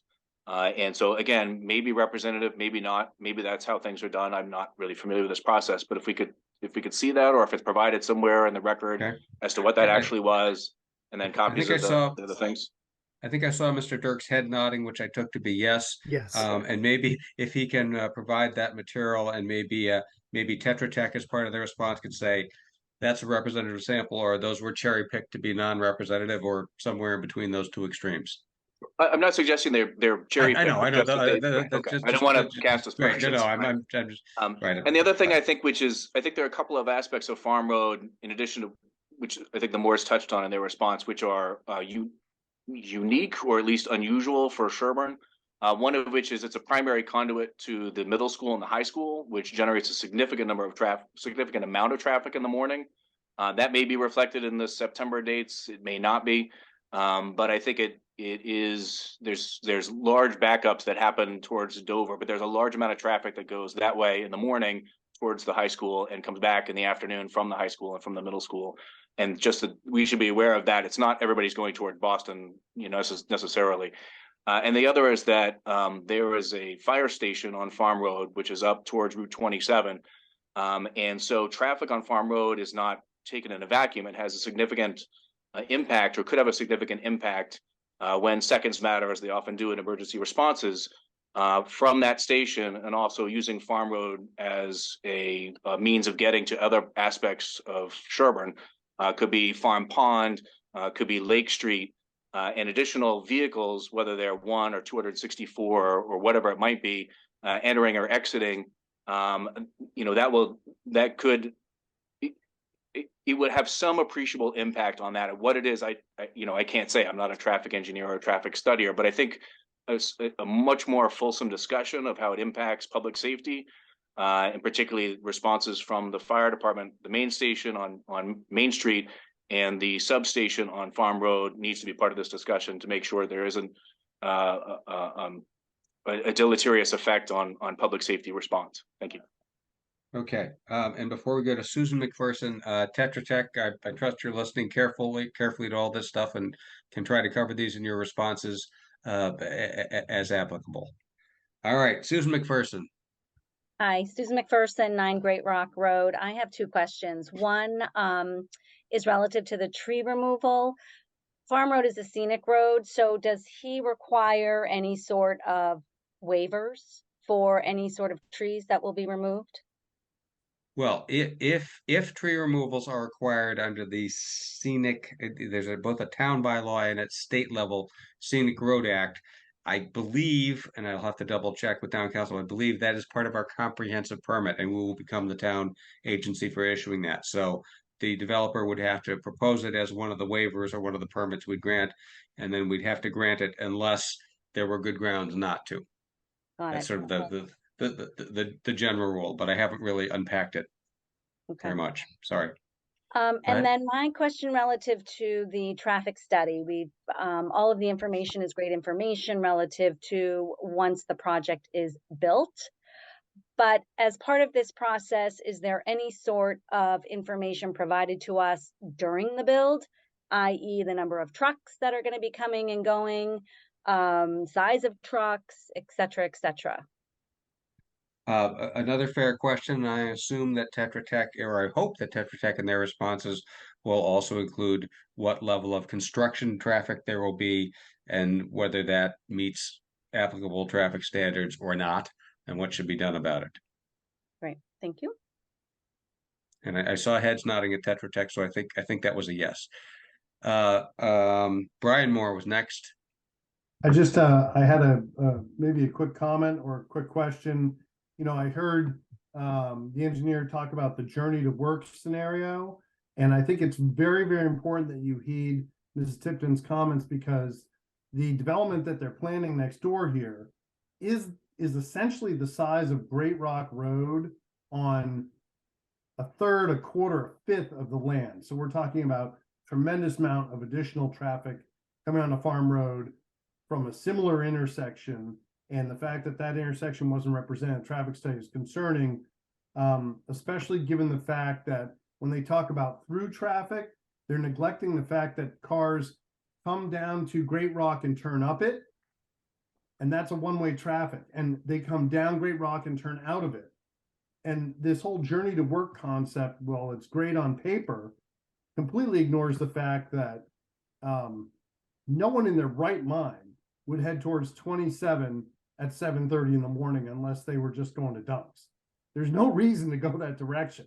Everyone is going to go down farm this way, and in the afternoon, the reverse is true. So I encourage Engineer Dirk to speak to VHB and to speak to some of the people who have common knowledge about the real daily traffic that goes on down here, and make sure that the traffic study reflects the, I know that there are provisions in there for site-specific considerations and community-specific concerns. And I think if there was a way to have a forum where we could voice those concerns and not waste the board's times with these types of things, that would be very helpful for us as neighbors. Thank you.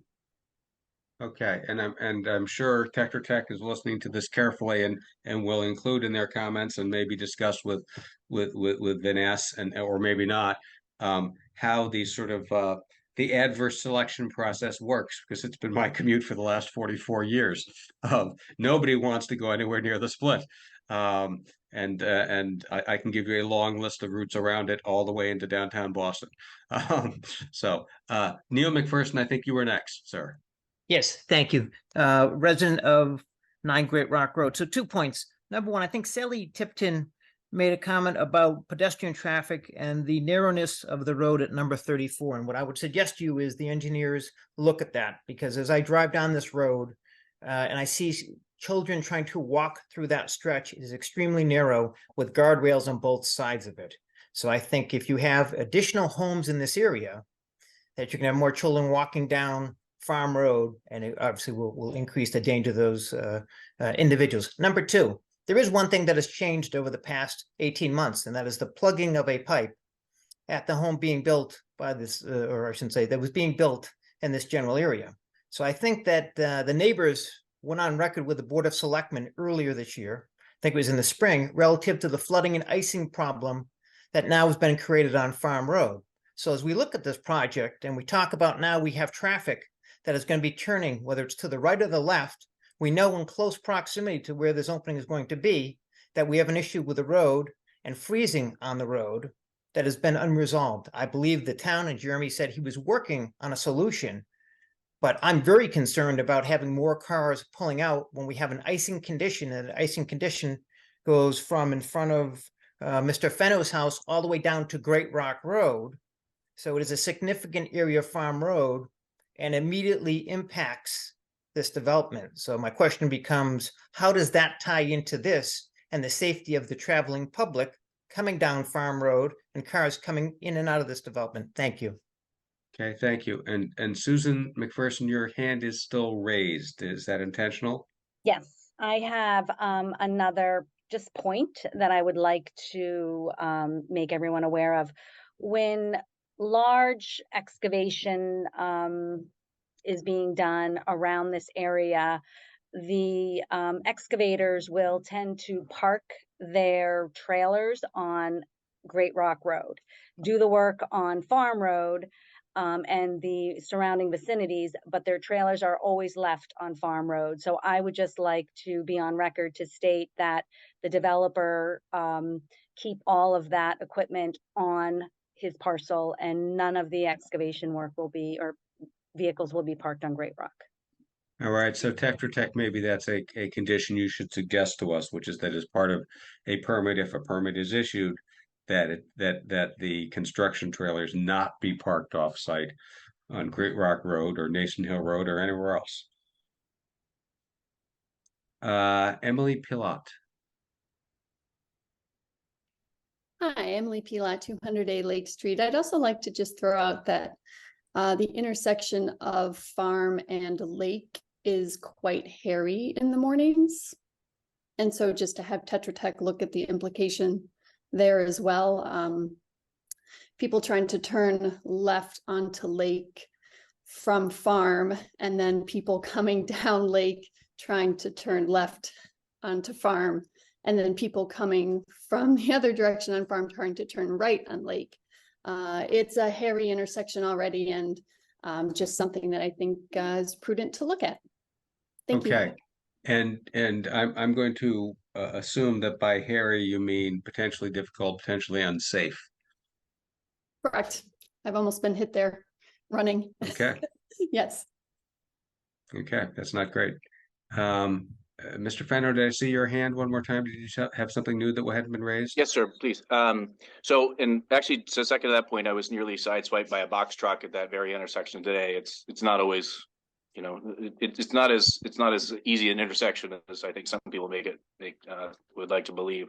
The question I had was, in terms of school in the morning, have 34-ish units, 2.5 children or whatever it's going to be. There's going to be a significant number of school children. Is the plan currently to have the bus stop on Farm Road or to have the bus pull up into this development?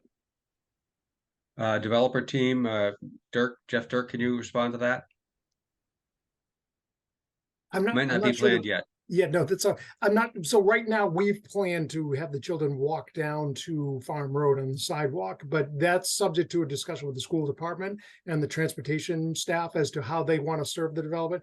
Obviously, diverting from Farm Road going into another subdivision increases their travel time. So it's going to be up to them as to how they want to manage the school bus traffic. I think what we want to make sure of is making sure that there's the ability, to the extent the school department wants to pick up on Farm Road, there's the ability to do that, and there's safe provision for that.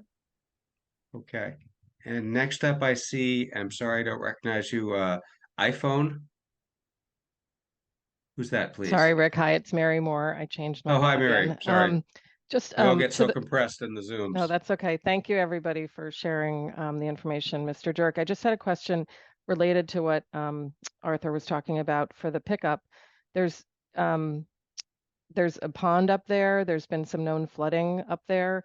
And so I would just say, you know, we don't want the kids standing in water when they're being picked up. So I think we need to be mindful of that. And then another point that Arthur had made about emergency response, if there is another large stop on Farm Road, you know, does that potentially create, who's going to pass a stopped school bus? You know, no emergency vehicle or volunteer fireman would. So I would just say that's something we should probably also look at. Okay, thank you. Thank you. Angie Johnson, please. Hi, I'm Angie Johnson, and I'm on Page Farm Road, so not directly on Farm Road, but my question is this, because I am a regional school committee member. When you said, you know, maybe 2.5 children or even 1 to 2 children in these developments, how are we going to, you know, accommodate them through the schools is my thing, because we're not, you know, flush with a lot of room. Okay. And that is part of my sort of overall speech. One of the board's grounds for turning down a project or conditioning a project can't be we don't have room for them in the schools. The statute says make room. Unfortunately, it's not fair. It isn't nice, but we're not even allowed to consider that. So we don't have any impact that we can put to developers who are going to make the most money. We'll just pass it on to all of the taxpayers to then raise their tax. Not under 40B. I'm sorry. I think it's a terrible statute, but that is the way it's written. I'm sorry to be the bearer of bad news. Yeah, I know. I'm just thinking of the burgeoning budget, you know, every year when I come to you and say, this is the budget for the year, and it's going to get larger. I'm with you. If I were the state legislature, this thing would be wiped off the books in 2 minutes, Okay. but I'm not. So I just wanted to express that. Thank you. yes, fair enough. Mr. Moore, if you have something new that you haven't raised before, you have been on traffic a couple of times already. So I understand. I'll be very quick. Very, very, very brief. Yes, no, thank you very much. It would be very helpful to, I understand that the ZBA has established, that during each one of their meetings, that they're going to talk about certain tasks. And unfortunately, for those of us in the public, we're not really sure necessarily what is going to be addressed at the next meeting. And I know that maybe if I delve into the minutes, I could do it, but is there a way to have something posted where it would say, this meeting is going to focus on the following waivers or points, A, B, C, D, and then this meeting will be on A, B, C, D. Well, we try to do that, but part of it is that it's not a set schedule that we can say now, okay, we know 3 months from today we're going to be talking about X. Yeah. Because it's inherently iterative. So I think the best thing you can do is watch our agenda and watch the letters coming in from the developer and the general public, because that's probably your best guide. But it's imperfect. I'm sorry. I know. Thank you very much. Okay. All right. Board members, any thoughts on traffic? Or do you just want to wait and see what we hear from our peer reviewer, which would of course be perfectly reasonable? Well, I just have a comment here, not a conclusion by any stretch here. Averages can be dangerous and misleading at times, and so I think the previous question posed in terms of the data set used would be very helpful. I also think, as I perform analysis in previous careers, I always like to know a max and a min and a range, and that's okay to represent an average. And you stated all of your assumptions, and as anybody would. I would like to see, though, personally, and I think probably most folks would be interested to understand, how significant of an impact could there be in a worst case scenario for different routes. I think that would be helpful. That's great. Thank you. Yeah, and we should absolutely do that. And I appreciate the comment. Okay. Zach, Jonathan, any initial thoughts at this time? You don't have to have any. You're allowed to keep your peace. Yep. Zach, I'm sure it's very thoughtful, but you're muted. No comment on traffic. Okay. Yeah. So okay. I don't really have a comment either. I'm waiting to hear from our Tetra Tech people. Okay, and I'm of like mind. I think the one thing I will say that I know it's unspoken and I know we all agree with it, but I'll say it anyway, which is there are a lot of roads in town that are dangerous. They were laid out, by people on horses and cows, and before that, Native American paths, which is what Nation Hill Road was. And they're not very safe for automobiles, many of them, in many places. And that is not necessarily this developer's fault. This developer can only be held to account for whether or not his project deals with that road system in a responsible and safe way. And that's our job. So there we go. Rick, there was someone in the chat who was having a hard time raising their hand. I don't know if the Tetra Tech... Gail Terran? Yes, right here. Thank you. Okay, please go ahead. Sorry, yeah, we can't figure out. Oh, okay. Unmute. I got it. Okay, can you hear me? Yes. Okay, this is Mike Nelson. I'm Gail's son. I just wanted to mention a fact. Going into the past, I went to Dover Sherborn High School, graduated in '88. Just taking that right out of the driveway and going into just heading towards the high school, right up to Bridge Street in Dover, take a right onto Farm Street. There was no traffic back then. You could just go right up there and take that right. Oh, come on! There was. I was commuting. No, there wasn't. Come on, it's not like now, but come on. All right. Well, my daughters recently have gone there, and it's backed up past Forest Street. So basically, what I want to get to is that, it is significantly different now than it was then. These stats aren't taking into effect anything that's happened from the past to the present. And which could reflect going forward into the future. So, these are just present facts. It doesn't specifically state anything that will happen going forward. Okay, good, fair point. And Tetra Tech, I'm looking at you again. What we want from you is sort of the responsible, neutral person's position on, these are fair samples to take and fair estimates to make, given what we can forecast about the future now, which is always a little bit of a guess. But I think it would be safe to guess there's probably going to be more traffic on Sherborn roads rather than less. until we all get our flying cars, but I'm not counting on that anytime soon. Yes, Mr. Chairman, we'll take a look into all of that. Great, thank you. Thank I'd you. also like to point out that the cars are going much faster than 35 miles an hour, especially along that straightaway. That was very generous of Mr. Dirk for Vanass. I thought about saying something, and I'm sure And we I were know all that- thinking of it. Right, and I know that they did lower the from 35 to 30, but it still doesn't change anything, and especially there's a lot of people that disregard that, and there's no control over it, and especially with the influx of people coming into the state, especially now, who's to say what's going to happen going into the future? Yeah, and I'm reminded of when I was on the planning board in the '90s, and we had the then police department in because everyone was up in arms about everybody speeding on the roads, and they said, okay, we'll arrest everybody, but it's going to be you guys. Everybody said it's somebody from Framingham. They said, no, it's going to be you guys. We see you. No, there's really nowhere for the police to even park. It's like to stop anyone. But Right. All right. So, all right. I think we've probably exhausted traffic for right now. I'd like to defer it for now. The major action item I see on traffic, Bob, unless you disagree, or board members, unless you disagree, is we need to hear from Tetra Tech on what they think of the proposal from Mr. Dirk, and when they come back, we'll all discuss that. Does that sound like a fair way to proceed? I'm Yes. seeing a lot of heads. I'm seeing a lot of heads nod. Okay. Yep. It is now 8:51. We have 9 minutes before the appointed hour. I'm going to suggest, Bob, that we maybe not necessarily to try to take up the water supply system. That would be up to you, Rick. I could get through it very quickly, and it might be helpful in terms of the peer review folks, getting 10 minutes.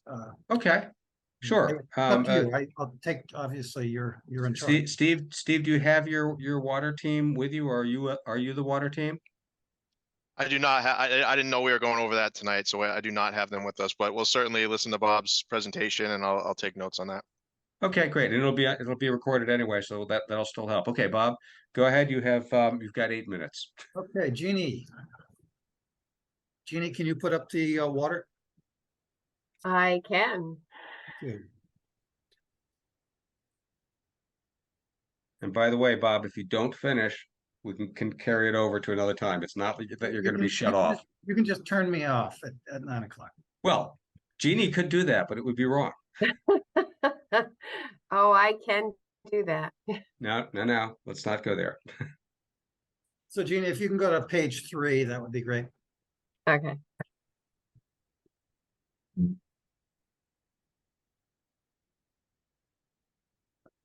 There we are. So these are the topics I just want to hit on very, very quickly.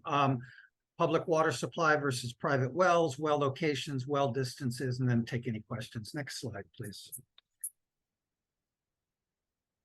So as some folks know, but perhaps others don't, there are kind of 2 ways for a project like this to create our water supply. One would be to become a public water supply, and the other would be what we're going to do, which is to have 7 separate private water supplies. What DEP has a kind of a well-worn process for making a determination.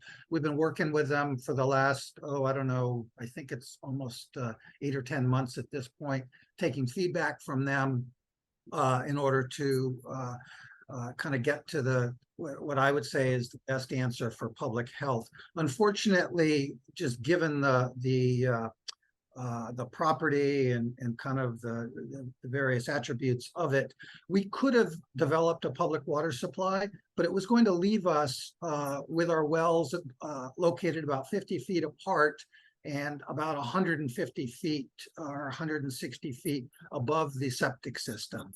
And that just didn't seem to be the optimal place to put the wells. Instead, we went to DEP and we said, if we go the private route, we can locate the wells kind of dotted along, mostly on the eastern edge of the property, which is surrounded by many hundreds of acres of conservation land. And then there's one just on the north side of the development as well. the way it works, if you go in that direction, is each of the wells is, each of the 7 wells will be owned by a subgroup of homes. The subgroup of homes is responsible for all the well maintenance and the repair. It's almost, you kind of have to think of it as like a sub-condo association, so to speak. Each individual well will provide water for a group of 4 to 6 homes, depending on the number of bedrooms. And those wells will provide water, therefore, to 9 to 12 bedrooms. The reason for that number is at 12 bedrooms, DEP assumes, and this is just a tremendously wrong assumption, but it is what they require, that 2 people are going to live in every one of the bedrooms in all of these homes. And the experience of communities like this, it's nowhere near that number. But if you assume 2 people in each bedroom, 12 bedrooms is 24 occupants using the well, that one well, it stays under 25 users, which would trip us into a public water supply. Next slide, please. The wells, there's one well located kind of at the back of the project. I don't have a cursor. Maybe you can find it, Jeannie, behind unit 20, across the driveway from unit 20. That's well number 1. Yeah, right there, exactly. That's well number 1. And then if you go up to the far northeast corner of the property, you'll find well number 2. So almost directly to the right. To the right, in that circle. No, to the right. Your other right. Your other right. Up on top of the hill. Up on top by of where the it hill. says solar tracker. Yeah. No, yeah, but further around to the. No, keep going to the east. They look like switch. They look like switches. Where the word swishes. well locations appears. Yeah. Way over on the right side. There you go. Yep. No, you were almost there. Yeah. Anyway, whatever. Okay, keep going, Bob. The point isn't to torture Jeannie. Yeah, the wells are along the eastern border of the property, again, next to all the town land, the undeveloped town land. By the way, when we come, we're going to come back to you, and we're removing all of those solar trackers along the eastern border. And we'll be doing solar just on the north and then down behind fairly near the septic system. But we'll get to that another day. So the wells will be kind of the only thing up along that hillside behind the homes. And then the last well number 7, is located down just in front of home number 29, down toward the bottom of the page. And I'll note that that well is placed 50 feet off the wetlands line. I'll remind folks that the wetlands are an isolated wetland, and a 50-foot distance to an isolated wetland is very comfortable for the location of that well. Next slide, please. All the wells are more than 100 feet from each other. The state rule is 50 feet and the local Board of Health rule is 75 feet. And I've placed all of our wells at least 100 feet from each other. All the wells are more than, or some of them are right about 25 feet, but I was trying to respect the 25 feet to the property line of the local regulation. All the wells are located anywhere from 310 feet for well number 1, and then 530 feet for one of the wells on the eastern border to our on-site septic system. The closest neighbor wells are 500, and the closest any of our wells are to neighbors' wells are 558 feet to 64 Farm Roads well, and 859 feet to the Moores well at 49 Farm Road. Next slide, please. I think I did it, Rick, right?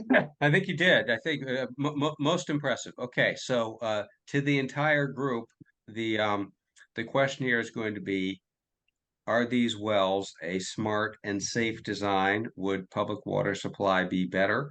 We will be guided by the views of whatever come in, but an important one will be the town's peer reviewer. I don't think at this point, Brian, we're going to take commentary on the wells. I think we'll hold that for next time. And because we are at time, I'd suggest to my fellow board members that we continue this hearing to, and let me just take a wild guess, October 4th, Wednesday at 7 p.m., which is the time we picked for the other one. And so I move that we continue this hearing until October 4th, Wednesday, 7 p.m. That's my motion. I second that. Okay, further discussion of the motion to continue the hearing till Wednesday, October 4th. Hearing none. All in favor, we have to vote by roll call. Novak votes aye on the continuing the hearing. Pitch aye. Labby, aye. You're on mute, Zach. McBride, aye. There we go. Thank you. Okay, so we're continued. Administrative stuff. Jeannie, I think I owe you a 23 North Main decision, and all of us owe you minutes comments. Is that right? I think you commented on the minutes, and you do owe me 23. Okay. I sent you the draft letter. Okay. Yes, you did. Okay. Are there other matters that we should be considering this evening before we adjourn? Unless you are ready to approve those 2 sets of minutes, then you are done. Let's see if we can start off with the minutes next time. Jonathan, would you take a look? Yeah. And maybe we can get those knocked out. Okay, so I hereby move that we adjourn to October 4, Wednesday, 7 p.m. Any Second. second for that? Fast second for that. Further discussion? Okay. Thank you all very much, board members, professionals, neighbors, abutters. You know, it's a long slog, and we just appreciate the help from everybody. Thank you, and have a good night. Good night, Mr. Chairman. Bye-bye. Good night. Thank you.